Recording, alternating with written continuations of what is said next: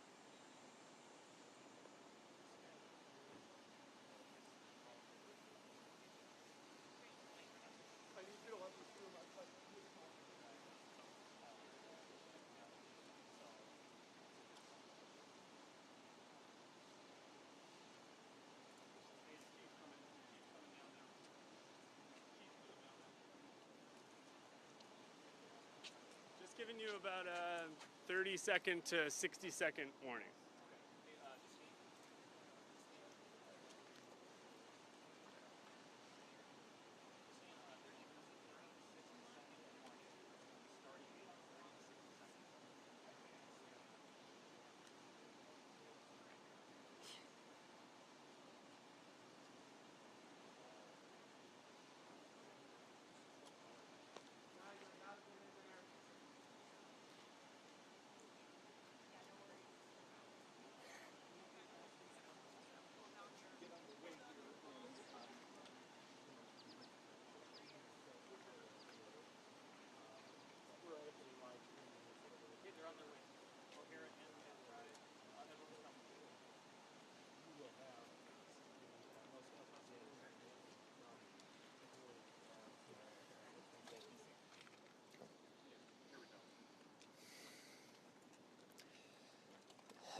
There are no words that can capture the horror and the evil of this unspeakable act.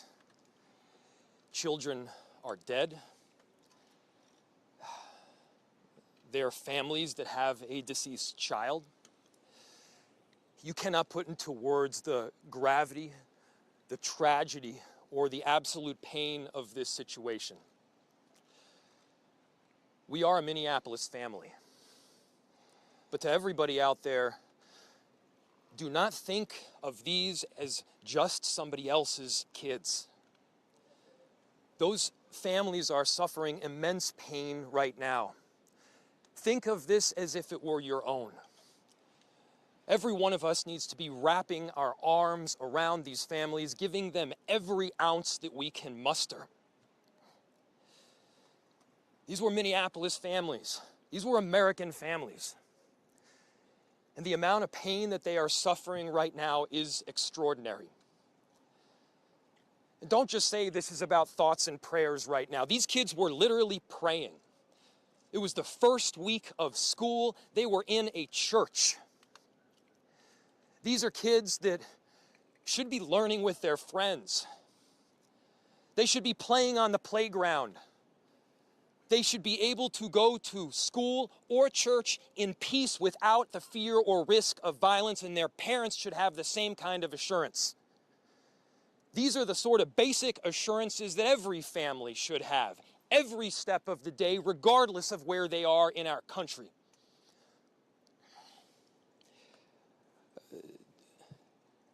I'm so deeply saddened, and I'm so sorry to the families that I know are suffering right now. My ask is to everyone, stand by them. Love them. These families have forever been changed, and we've all been changed with them. We need to do everything possible to support them through this time. We have a family resource center that has been set up. I'm grateful for all of the law enforcement agencies from a number of different jurisdictions, all the different departmental support that we've received. They're going to be working tirelessly. There's also a family resource center that is being set up as we speak to make sure that we're there for everybody. Again, to the families that are suffering, to those that have experienced loss, I'm so deeply sorry. We're going to be with you every step of the way. We love you. This kind of act of evil should never happen, and it happens far too often. The chief will provide additional details. My name is Brian O'Hara, B-R-I-A-N, O''H-A-R-A. I am the Minneapolis Police Chief. Earlier today, just before 8:30 a.m., our city experienced an unthinkable tragedy. Minneapolis police officers responded to a report of a shooting at a mass that was happening at the Annunciation Roman Catholic Church on the block behind me.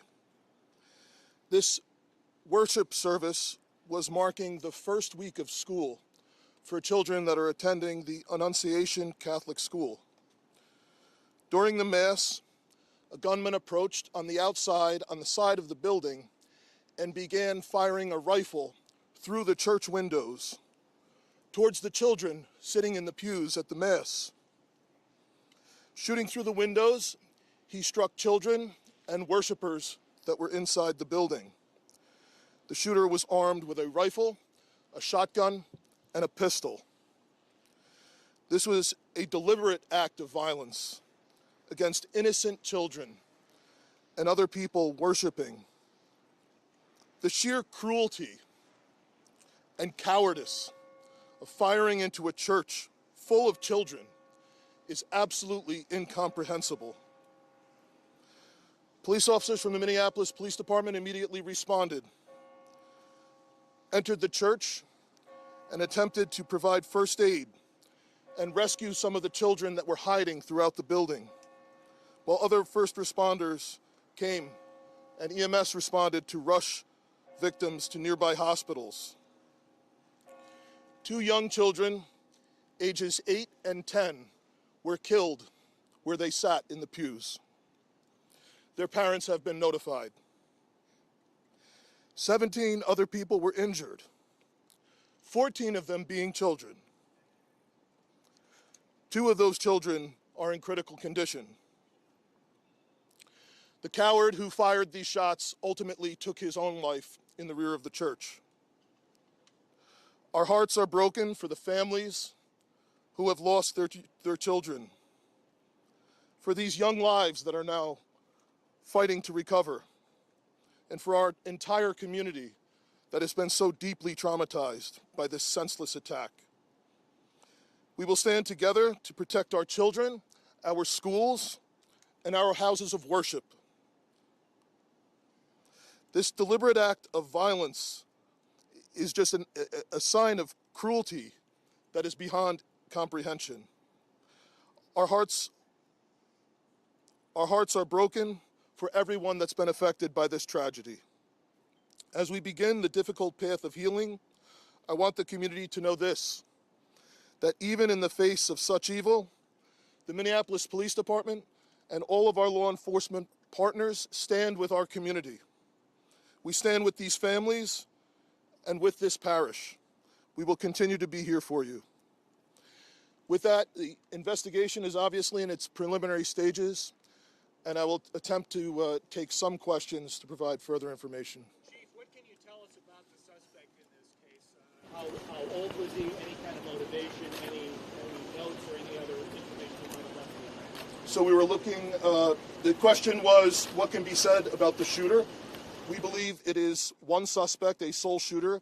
We believe he is deceased. He is in his early 20s, does not have an extensive known criminal history, and we are looking through information left behind to try and determine some type of motive. Yeah. How many kids at the school? How many children? There were, I don't have an exact, the question was how many children at the school. There were dozens of children inside the mass at the time. I don't have an exact count. The children have been relocated into the school, which is where their families are reunifying with them. Other than the weapon, Reg. was the shooter a student, former student? Was he a former employee? Do we know that? The question was, do we know if the shooter was a former school employee or a former student? We don't have that information. Did you leave anything behind other than the weapon? There's a vehicle. The question was anything left behind? There's a vehicle that we believe that the suspect used that is being searched, and we will be conducting other searches related to this. Inside the parking lot here. There was some neighbors who said that the door to the church had been barricaded. Yep. Is that correct? So the question was, neighbors had said that the door to the church had been barricaded. The shooter approached on one side of the church building, and on that side, at least 2 doors, it appears there had been like a 2x4 placed. So not all of the doors around the building, but on the side where the shooter did fire. And on the outside? On the outside, yes. Shootings related. Were there any explosives that were found? The question was there any explosives? There were reports of that.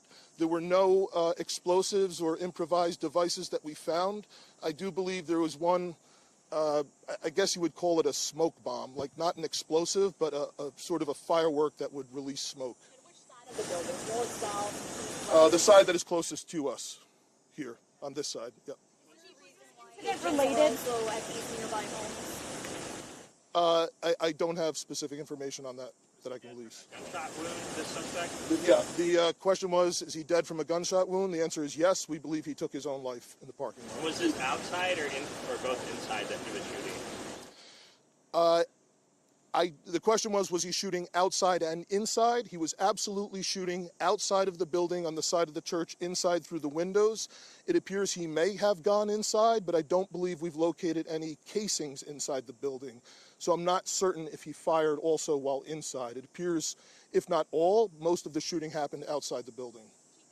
Shooting related to any other shootings that happened in the last 24 hours? Yeah, Taylor's asking, is this related to any of the other shootings? This does not appear to be related to any other shooting in the city. You know approximately how many rounds were fired? The question was how many rounds. I would say it's in the dozens. We don't have an exact count. There's a sidewalk on the outside as well as a grassy area. So obviously we are going through and taking our time to process the scene. Was he firing just one weapon, like the rifle, or? The question was he firing one weapon? We believe he had fired all three. He had a rifle, a shotgun, and a pistol.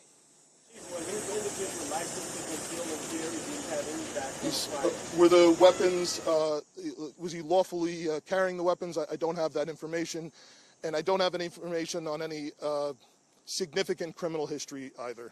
Was he dressed at all in any tactical type of gear or anything? It appeared he had some black clothing on, his cargo-type pants. I guess you could interpret that as, you know, however you like. Right, ladies and gentlemen, thank you for helping us to get the information out today. We have a lot more work questions? that needs to be done. We will return back later today to provide more details as they become available, and we'll let you know how you can know about that in the moments to come. Thank you. How can the public help? Great.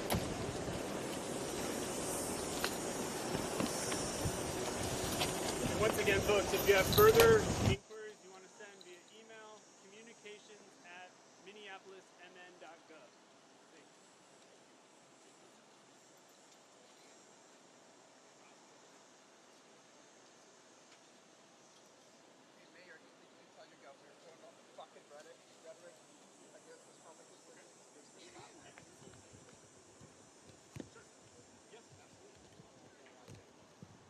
Hey folks, one other quick thing.